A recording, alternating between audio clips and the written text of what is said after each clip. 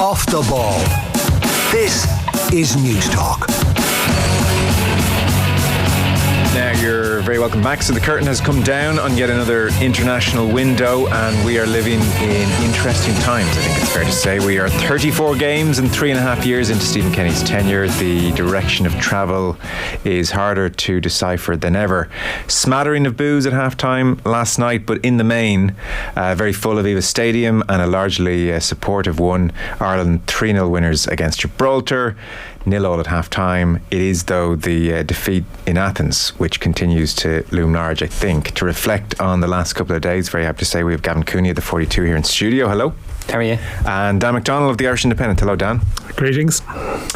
So there is the Stephen Kenny started with the wrong formation inexplicably last night cohort, and there is the credit to Stephen Kenny for the halftime switch. The team kept passing, no long ball, panic cohort. That's the general gist of analysis of Ireland 3, Gibraltar 0. It's certainly hard to, obviously Mikey Johnston changed the game really. I was really surprised that he didn't start. To me it seems rather obvious that against a deep line team and you're going to attack them down the wings, you need someone who can be the player to open the pitch up and get to the byline and make your crosses from there. So I was surprised that he didn't start. Obviously the 3-5-2 did feel excessively negative. I don't know why you need another body behind the ball against Gibraltar given that they're not going to attack, but in fairness, Stephen Kenny and his staff have been criticised in the past for not effectively changing games in the moment, like as Friday in Athens being an example. So they made the change and they won the game as a result. So hard to be overly critical of that. It was hard also, Dan, to escape the sense of how meaningless this game was in so many ways. Gibraltar 201st in the world. I would say they're the worst team I've ever seen at the Aviva Stadium. Oh, it's a big call. It's a big call. They're up there. As I watched Roy Cipollina, 40 years of age, customs officer most of the time, trying to mark young Evan Ferguson, I thought to myself, these are the worst. Physically, technically, they had zero threat. I'll be amazed if they score a goal this campaign. They just are. I mean, 201st is doing them a great service, I think. Yeah, they don't seem to have the production line doesn't seem to be purring that much. Their team is getting older. It's like the same names are still pretty much there that were there in 2019 and probably there when Trapp faced them previously. And did they build a huge stadium and saddle themselves with debt, or what was their route Armageddon? Well, I mean, it's just the whole purpose of. I mean, let me listen. If we want to take a break from the Stephen Kenny debate to discuss Gibraltar's existence, I'd be happy to go there for a little bit of a diversion. Listen, they are bad. It's funny, like the James McLean's moment was denied by Louis Annesley, plays for Dundalk, who's like probably the best player on the night, one of the defenders, who was in England, and like the fact that he even got to play him for Blackburn was like a triumph for them. But it's weird, like you see San Marino getting absolutely pummeled last night as well, and some of these teams, I mean, it's Andorra actually only lost 2-1 in Israel, who we need for playoff reasons, and we'll come back to that in November, but there is that sense of I mean, Gibraltar, every so often they have this game where they lose narrowly, and they've lost by Ireland to the same scoreline as France, Greece and the Dutch. It's just a constant damage limitation. But you're right, like, I mean, you can analyse the game. I thought it's so odd even just listening to us talking here. It's like Stephen Kenny, the man who spent his entire football life playing 4-3-3 with wingers in a situation where he's locked into a formation, slow to change from a formation that he never probably previously fancied until he ended up in the biggest job of his life. It's sort of, there's a surreal element to some of the situations that Stephen Kenny has found himself in as Ireland manager that I would imagine years from now or months from now, who knows, he may be looking back and going, how did some of that stuff happen? And I think even last night, it's like, Kenny, you anti-winger merchant, like bring on this winger you recruited because you don't have one, and it's just, it was an unnecessary struggle, but there's never a good way to beat Gibraltar. Yeah, the only logic I suppose you could ascribe to 5-3-2, Gav, is that Kenny thought to himself, well, there are so few games at this level, let's workshop it at every opportunity. And there has been a real virtue made of working on these systems. He's said multiple times that we have to be adaptable. We have two systems between which we work, 3-5-2 and 3-4-3. Now we exchange the 3 and the 5 in that formation depending on who you're playing against. And obviously they spent ages working in Antalya and even a little bit in Bristol before that and all this work. And, you know, Ireland now have kick-off routines. I've never seen an Ireland team with a kick-off routine before. But it just, you know, the more they work in these plans and, you know, the players have said afterwards, like Matt Doherty was telling us after the game in Greece, like, I mean, they prepare us so well, they give us everything we want, but sometimes they don't seem to have the ability to change and don't have that adaptability. And there's, you know, it's a very cruel thing, and I'm not comfortable really criticising Stephen Kenny and his staff for working too hard or putting too much focus on systems and so forth, where, you know, Martin O'Neill used to have 12v12 and 13v13 games to give lads a run out of. That has absolutely no benefit in an actual match situation. So the fact that everything is so detailed and so meticulous with Kenny and his staff, it's hard to criticise that, but maybe I think we've seen maybe a certain rigidity to that, and like happily they changed and did the right thing last night. Didn't do so in Athens. We saw the management team really celebrating the goals, and you would say excessively under normal circumstances. Dan, to me it spoke of a group really feeling the pressure and clinging to any good vibes they could. Yeah, I guess so. Yeah, I mean, I think look, at Stephen Kenny's always had one of these things where you should always celebrate goals. Like, that's what you should do. Like, you know, life. So did Alex Ferguson, actually. Yeah, it's just a sort of a thing. Like, again, like all of this is framed through the picture of where you are at the moment in time. You know, like we're watching the body language of everything because we're drawing significance from it. Like, you reach that point of every Irish manager probably reaches that stage where like you're analysing everything in the context of, well, what does this mean? It's like, again, yeah, they celebrate the goals and you can have a jab at them. I mean, I don't know, like, should they have a more funereal tone in response, you know, solemnly like standing on the sideline? It's just, I think that's just the way they do things, you know. It wouldn't be for everyone, but it's almost, yeah. Well, to tease out the point then, how much pressure do you think he's feeling? Oh, I'd say a significant amount. But I think this is one of my broader points. I'm not sure if there's been a point in Stephen Kenny's tenure where he hasn't been under pressure. And I think that's probably part of the problem, you know, and look, there'll be more stuff from Stephen Kenny, you know, in tomorrow's papers or, you know, tonight online or whatever. You know, to me, like, he's always been in this sort of permanent campaign mode situation, which people can find a touch off-putting. Yeah, they can. Yeah, and I think I don't think he's ever really got away from that. And look, ultimately, like, inconsistent results are what has prevented him from escaping it. You know, I think, like, you look across Stephen Kenny's career and the places where things have gone well, it's generally where he started well, got everyone around him, and you plough on from there. But the Ireland job, like, it started so badly and in such a fraught way that I feel like he's always been fighting something or someone, and every time it feels as though he's maybe stepping away from that to a place where there's a little bit of respite. You have in Armenia, like, I felt like last summer we probably felt we were getting to that place. Then they lose in Armenia, bang, you're straight back there. And probably 12 months on, okay, I think we all knew, or anyone realistically knew, that this campaign would make or break him, right? I think that was pretty obvious. And probably we probably didn't explicitly talk about it last week, but, you know, did I think after Greece we'd be having a full State of the Nation crisis debate? I felt, yeah, probably if Ireland lost, you probably would. But it was the manner of defeat that has just made it much worse than before. Well, that is the point, isn't it, Gav? That the reason Athens is perhaps a fatal blow to Stephen Kenny, or there is a sense of beginning of the end, or certainly full-on crisis talks again, is that there have been lots of games where Ireland have been a touch unlucky, or there's been a nuance to the result, or maybe it's been more down to the players, whereas in this instance, this one feels very much on management. From a tactical point of view, the extent to which Kenny was outmanoeuvred is very worrying. And I talked to Dan last week, and Dan made the point that Greece are very much a possession-based side, and this is a possession-based side at home, and so the real likelihood of a 5-3-2 against a 4-3-3 is what happened. And we gifted their fullbacks the game, not to go over what's been gone over a lot over the last few days, and Will Smallbone's life was generally spent sprinting out to fullback and back in, and rinse, wash, repeat. And, you know, I do remember when Manchester United played Man City a couple of years ago, and it was the game where Cancelo had like 1 billion touches, and Gary Neville was on commentary, and he was kind of saying, oh, this is tactics 101. If you're not going to have possession, I used to love as a fullback for United when the opposition turned up with this formation, because I knew me and Dennis Irwin had the best days of our lives.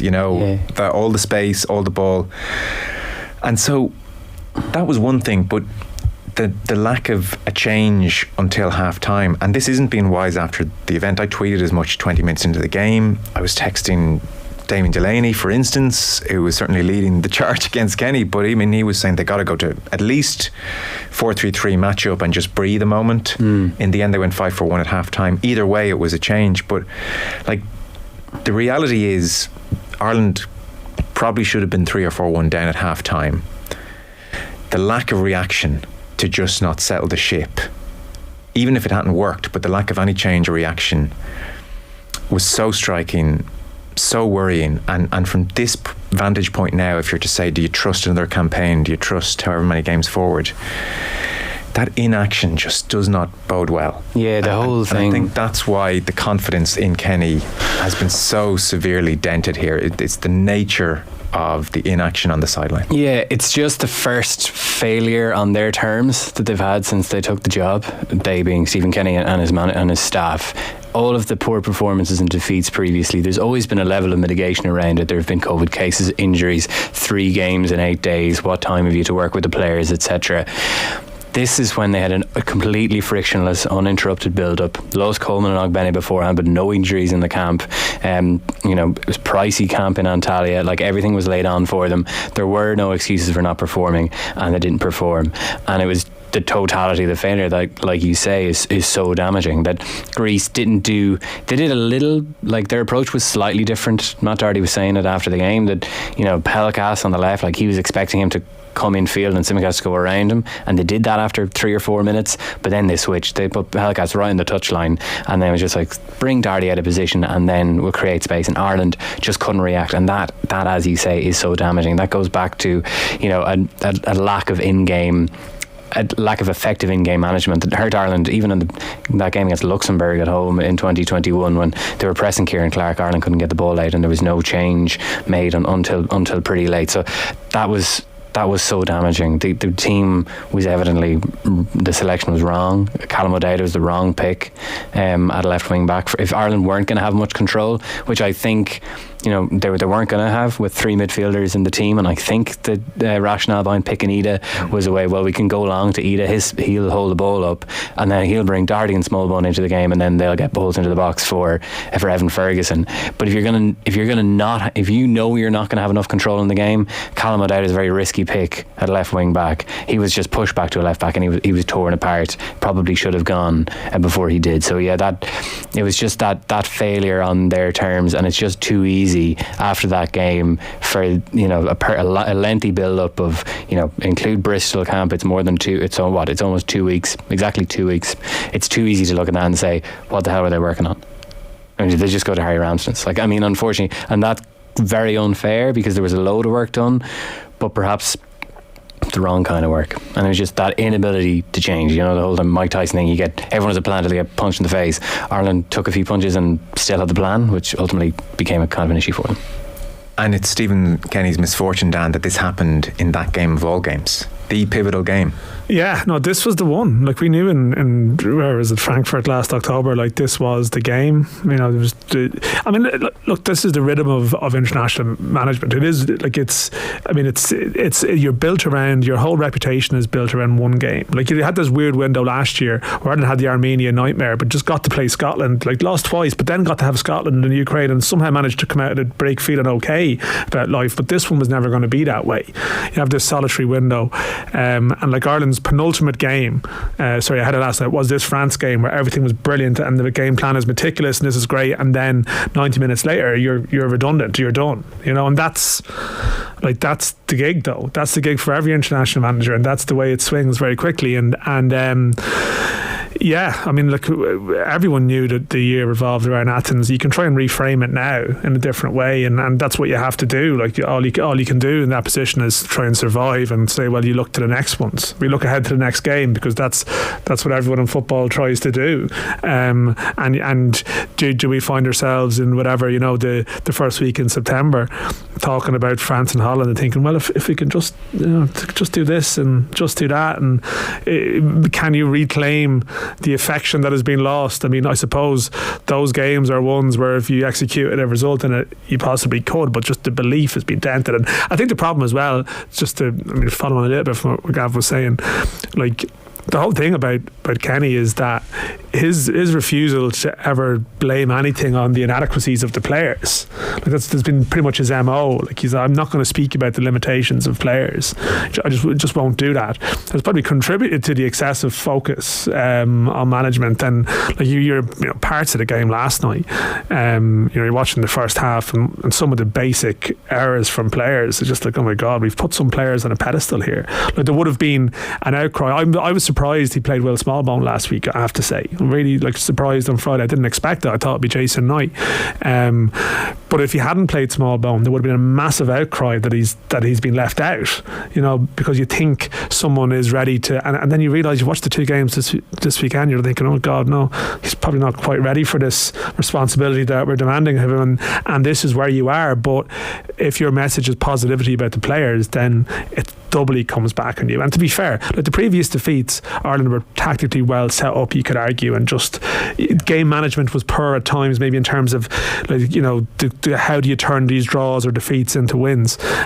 Last Friday was just the worst performance in any big game, and that's obviously, you don't even have that out as an excuse. I did have the thought, fair or otherwise, and it may be otherwise, but I did have the thought nonetheless, God, Anthony Barry, who has spent twice a week, every week, alongside Thomas Tuchel with this formation, give or take, troubleshooting all the problems that the best managers in the world throw at you. Would have seen it all before, and what a handy person he would have been to have had there on the sideline to say, I don't mean this as disparagingly as it sounds towards Kenny, by the way, but what does Tuchel do in these kind of situations when this is happening? What's a good, what are our options here? Where, that his loss, I think, and you're judging from the outside, so you can't be definite, but some of the upturn and some of the downturn, you can draw some fairly neat lines to his arrival and his loss. Yeah, well, look, I mean, Barry was working at a level of the game that the rest of the Irish coaches are not, so obviously that would bring a benefit. That's not to say they're not capable of doing it in the future, but he was obviously doing it at that time, so that is a loss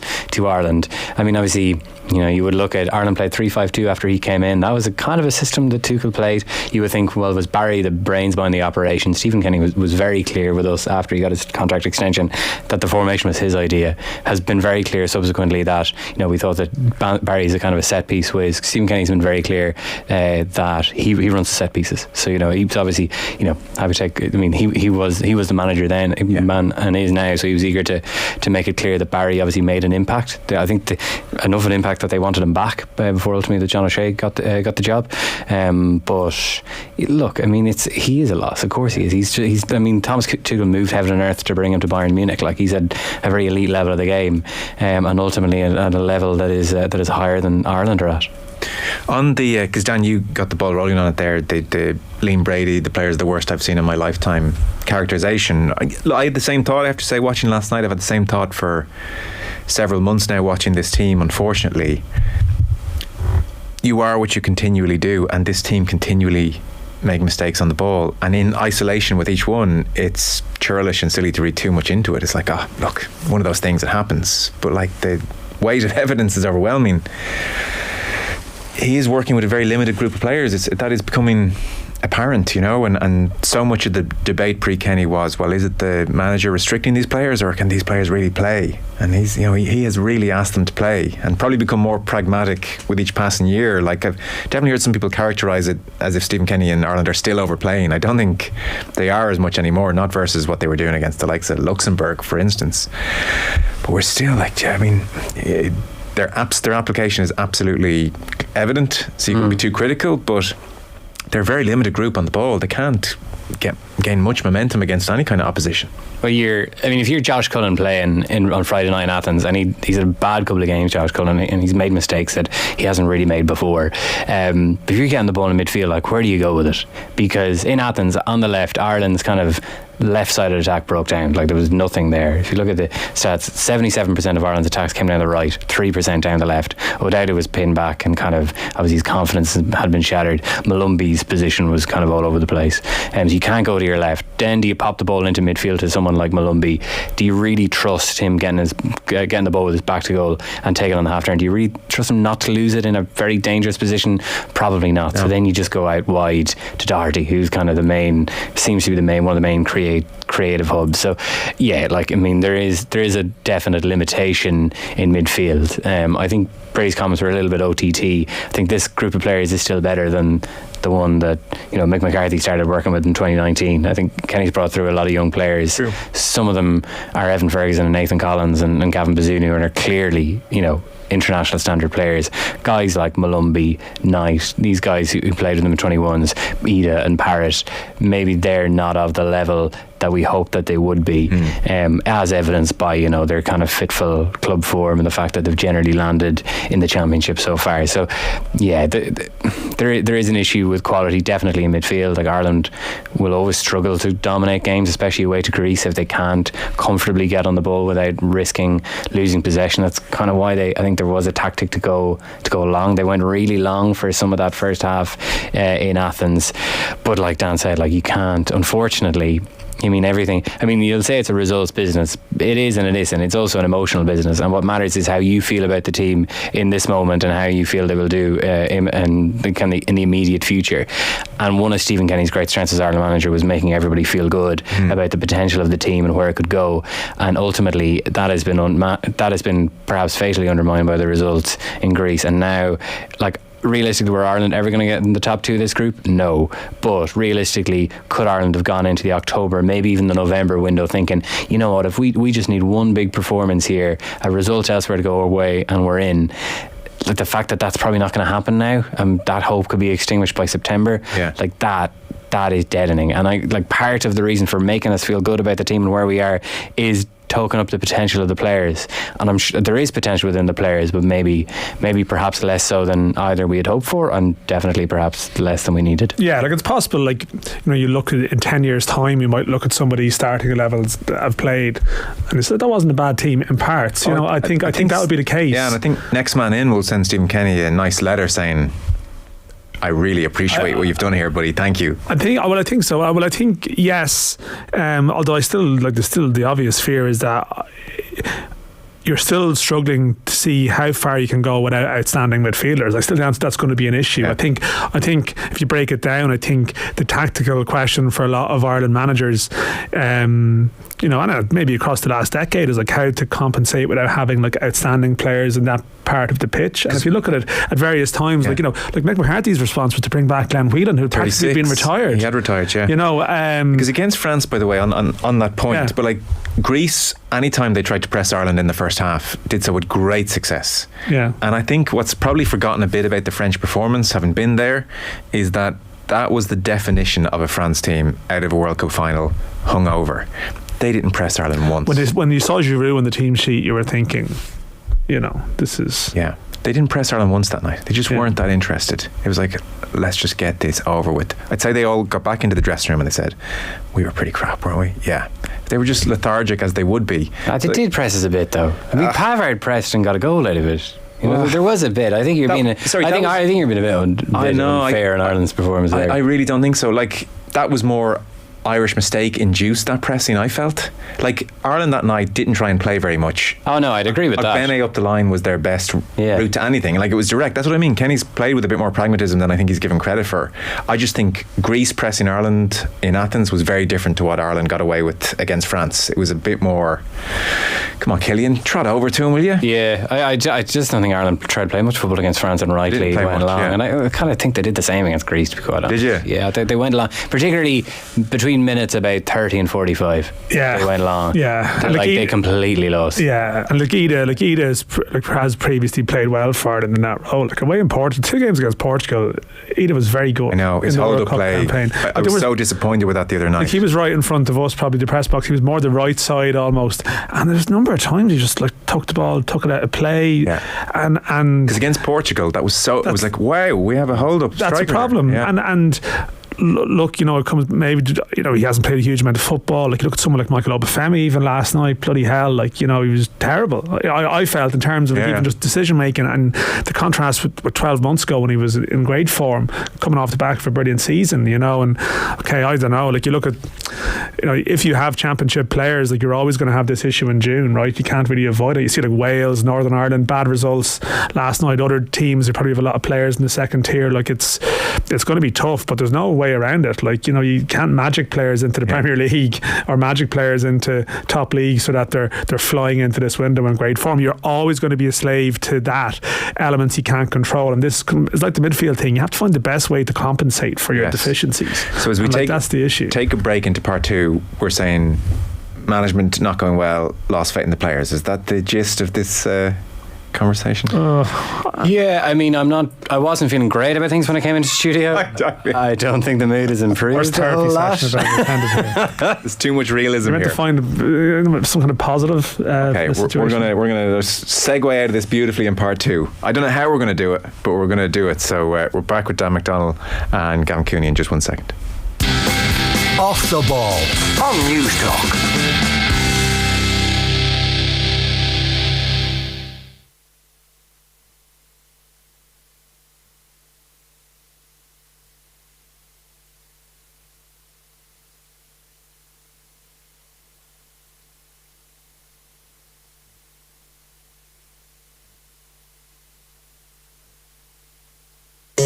Off the ball. This is News Talk. You're welcome back. Dan McDonnell of the Irish Independent, Gavin Cooney of the 42 here in studio. We had a thoroughly disheartening part 1, so part 2, here we go. I know, I got nothing. There are still a lot of good things about what Stephen Kenny has done, and I think actually a fair quotient of the Irish public are very fair, and they would, without actually a great degree of criticism, they would share the sense that the players are limited in many ways, that Kenny has brought a huge number of them through. So there's a cohort who now have 15, 20 caps under his tutelage, that the football is much better, that the performances are generally much better to watch, that he seems like a very decent man, which I know that seems like a strange thing to bring into this, but that is part of it. And that I think a large percentage of the Irish public are okay with that. They kind of sense this is a building phase which has gone on so much longer than any of us wanted. It's gone on for a very long time, but maybe it's darkest before the dawn. And I don't get the sense that the Irish public are going to harangue him out of office here. I really don't. I don't think the Aviva will ever turn on him despite the smattering of boos at half time. I don't think that's going to happen. I think they respect what he's done in Irish football over a very long time. So I know, Dan, it's funny, I chat to you and you feel like it's all very toxic, the Kenny regime. I don't get the sense in my world or circle that there is this kind of toxicity.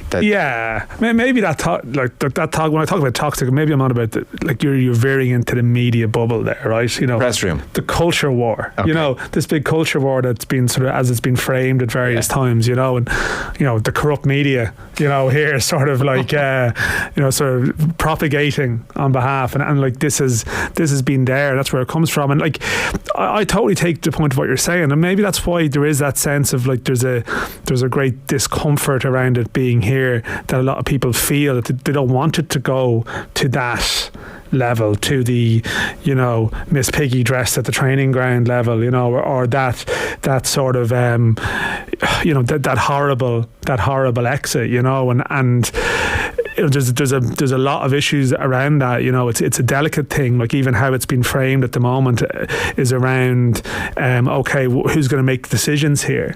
Is it going to be Jonathan Hill and Mark Canham, the CEO and the sort of the Rude Doctor's replacement? And there's even that little undertone of it's the two English appointments coming in from outside.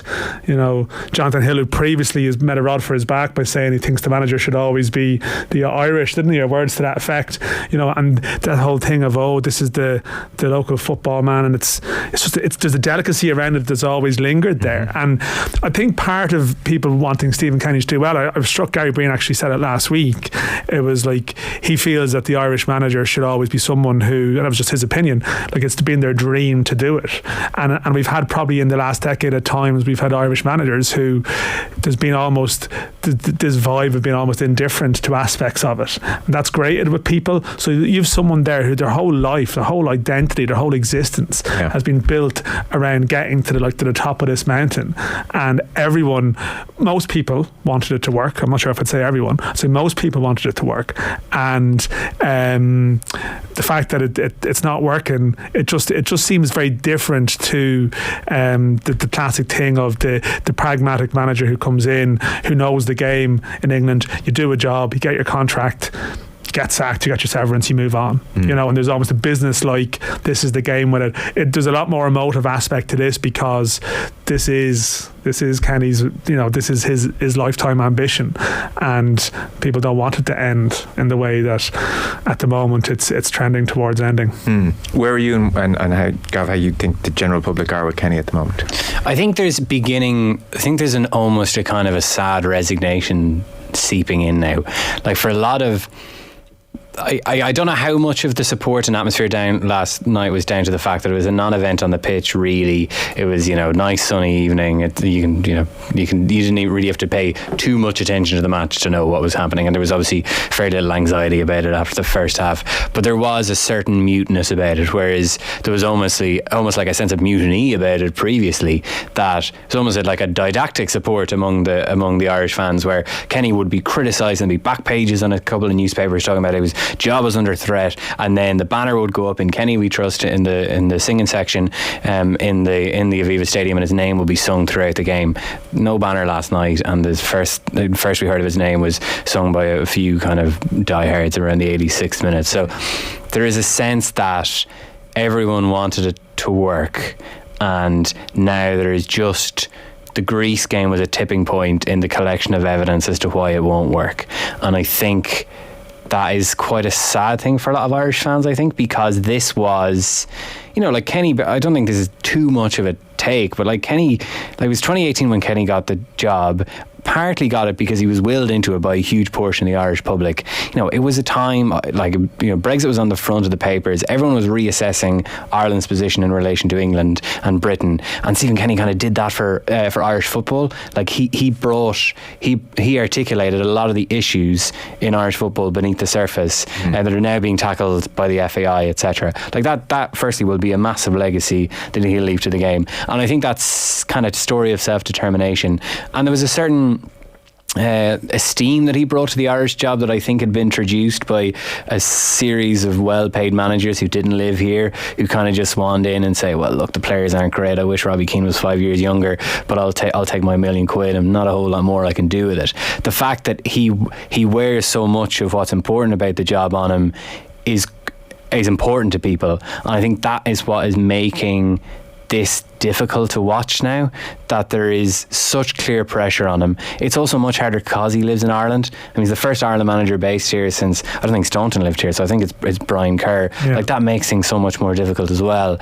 And I think there's a sadness about it, and now you can't escape the fact that, look, maybe there's enough evidence here to suggest that this isn't going to work. That this man there's something almost audacious about the fact that he ended up as Ireland manager, like to come from where he did to get into that job under the FAI's previous management as well is an incredible achievement. That someone will work all their life for their dream job, and that then they're exposed as potentially not being good enough for it in the circumstances in which they're working is kind of a tough story to take, and he's also dealt with a lot of unfair stuff. Like, I mean, like the Videogate stuff back in 2020, to be honest, was like really appalling witch hunt stuff, and I think people defended him over that, but now there's just a sense that there's a resignation about this, unfortunately. Yeah, I think around the Videogate time, it was very clear that there were forces working against him from within. He said that. He did say that. And so I think everybody was exercised by that, and even further in his corner. Whereas maybe in part, you mentioned the build-up, but outside of a conversation to this campaign, there's a sense that, well, a lot of that has been smoothed out and that things are being done properly for him. So there are fewer excuses, and maybe that's added to the sense of, here we are on a level playing field 3.5 years in, and this is where we are. How does this play out, Dan? So short of qualifying this calendar year, which is not going to happen, what does he have to do in the remaining games, do you think, to secure another contract? Or is that contract not going to be further? I think to be fair, I probably said a lot of times here, I think most people would have accepted that Kenny's future rested around qualifying for Euro 2024 or not. So if I would have thought so. To give drastically optimistic slant, say they were to beat Greece with a very good performance in Dublin, and say they were to lose narrowly in Paris, and say they were to nick a draw away to the Dutch, and maybe even nick a win at home. Now I'm pushing the envelope here. We qualified at that, and somehow still we haven't qualified. Yeah, hang on, but say lots of good things. Say lots of good things were to happen. But he still didn't finish in the top 2. Is the race run? Is that where you suspect the FAI are? Well, again, no one wants to talk playoff permutations here, but it is actually it is a factor in it. Like, will Ireland have games next March to get to the Euros? It's possible. Yeah, let's say they do. Do you give them those do. Games? Yeah, if the scenario that you paint has happened, then they've actually proven they can get results in games against those sides, which means you probably do get that playoff next March. Have they proven that? Well, no. Well, if you're on about, have they beaten Greece and Dublin? Have they in October? Yeah, and they've got a result in Paris or a result against Holland. Yeah. I think if you let it go that far, if he takes it that far, are the current FAI willing to? And they might be. Yeah. Are they willing in November to suddenly go, well, we think we're in a playoff. Like, we now know we're in a playoff, and we're just going to give it to someone completely different for March. It'd be ballsy to do that, and like that's the thing. It puts you out there. So like that's the, I know I'm not playing ball with you. No, you're right. There. Well, what if it's a bit indifferent? 2 steps forward, 1 step back, 1-1 draw at Greece at home. Where does March feature then? I see if it's a 1-1 draw with Greece at home and it's very flat that night, I'm not sure if he would get to March, in my opinion. Potentially. So the ice is that thin? I think it is thin enough, but it's thin enough also, as I said, that it can go the other way, that if Ireland have a stirring performances in September and get some kind of result, well, then that probably gets you to October. Then if you beat Greece and you get to there, like, again, it's about a roll of the dice, but like Ireland don't know until 5 days after or 4 days after their last game with Holland if they're in a playoff or not. How likely is that playoff now? It's around the results didn't go particularly well on Monday night. That can change. It's looking like it's still possible, but it's not certain. Definitely, and what's 100% certain is he won't know. And he can't say in October, well, at least we have that playoff.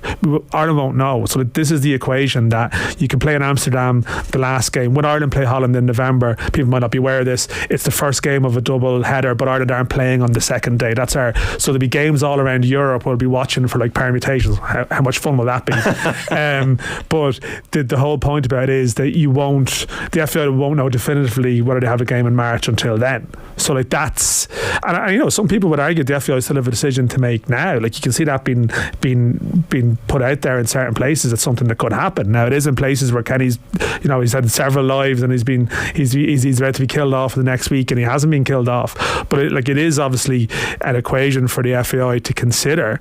What are your sources telling you about the FAI mindset currently? I haven't I haven't been given the reason to expect something imminent, but I'm not going to say like that the conviction will be there that I would have had before. Like I just step back from it and probably try and look at it a little bit more rationally and think, there's a Women's World Cup round the corner. There's 2 tough games in September, which to me are like the perfect barometer. And I think, to me, I could see why a decision might be reached after those games. You get that chance. It's halfway through the campaign. Yeah. Like, there's still this sense of you've given someone a contract for a campaign, and then after 2 games, or 3 games now, sorry, as it is, I'd be surprised. Doing it after 5, if you're officially out of the running for qualification, I personally can understand that more. I don't know what Gav feels, but that's my thought. My sense is that there's a board meeting next week that is scheduled. It's not like an emergency board meeting that has been called. It's just the standard monthly board meeting. There'll be a review of the international window in there, because they do that after every window, where Jonathan Hill reports. He'll probably seek the opinion of Mark Cannon, the director of football, when he does that. My sense is that Stephen Kenny will survive until September. The only thing that would change things is, all of a sudden, if a candidate is waiting in the wings who's available and to step into the role straight away, the board believe would improve the team straight away, then maybe Stephen Kenny might be in some bother. I don't see that. I don't know. I don't see that candidate out there. Obviously, Lee Carsley's been linked in the press, but there would be a risk attached. He's obviously an extremely highly rated coach. There's a risk attached to appointing him, because he hasn't really been a senior manager very often. Caretaker stints at Brentford, and I think Coventry. Is with the English under-21s at the moment at the under-21 championships in Georgia and Romania. So, obviously the ice is thin, as you said. His supporters, he has supporters of the FAI. Their support has waned a little bit after Greece game, as it naturally would, as anyone watching that with a critical eye, or even 2 open eyes, would have to conclude. I think there is still a recognition that the France game was good. It was really good, and the game plan was right. There will be conversations as to how much accountability should the players burden for not performing in Greece on Friday. The players themselves would say that they should shoulder quite a bit. They really should. Even I've heard Kenny criticised quite a bit for the second goal. In my humble opinion, that's all on the players. I think if that group had just met each other as professional footballers an hour before kickoff and conceded that goal, they should still be looking at each other going, how. I agree with you on that one. That's a routine set of circumstances. It's Lenihan. I don't know why Lenihan is so central. I don't put O'Dowda loses. I think at some point O'Dowda, actually, in trying to track Mazouris, actually turns his back on the ball. That's on the players. It was a bad one. 99.9%. I think any manager is entitled to think, come on. And it's the most annoyed I've seen him about a concession of a goal, I think. Yeah. Naturally now. And I think that, but I sort of made this point the weekend. There's just a problem that Kenny's he ultimately is in this situation where, if you're a mid-table manager anywhere of any club, the cycle is generally 2-3 years, and people just get changed, because you get to the point where you change the players, and he's done that. He's changed all the players. He's changed the system to some degree. Still not working. Well, then people just eventually get to the point where you just change the manager, because that's the game. That's just what happens, and it may not always be fair. But there will be a lot of people out there screaming and looking at the results and going, he's had the most support of Ireland manager ever. It could be argued, even though it still wouldn't change my view that there had to be the short-term pain. To me, the whole thing about the collective record, it's just a little bit disingenuous, because I think there was a sense of the first campaign was going to be difficult. I thought that was always clear enough. But it all built towards this campaign. And when you have a performance, when you throw in your worst performance in an important game at a point where you're supposed to be peaking, then of course it's tricky. It's really, really, really difficult. I'm very torn on it. Friday was incredibly damaging, and late last year I started to lose a bit of faith in this whole situation, that this team just can't get over the line. There's a certain brittleness there that's very worrying, and it's not changing. On the other hand, it really is worth remembering how grim things were before he arrived, and the team play immeasurably better football. I'm lucky enough to be at all these games, and there's times where you sat through previous years and it was despicable. The lack of effort to play football on the manager's part was a disgrace. It was an insult to everybody there. And the days of we drew 1-1, Shane Duffy scored from a corner, and the players brought through. Again, next manager in is going to be so grateful. The bench under O'Neill for that 5-1 defeat to Denmark, of the 11 players on the bench, 33 years old, 32 years old, 36, 32, 34, 31, 35, 27, 25, and young Callum O'Dowda at 22. It's mad. Yeah. That was what he inherited. and it was during COVID. Like, it's not his fault that these players are 2 or 3 years too young. Whoever was in at this stage was going to have to be nursing players through. It's very difficult. The style of football is so much better. They are more pragmatic. I think he's been such a kind of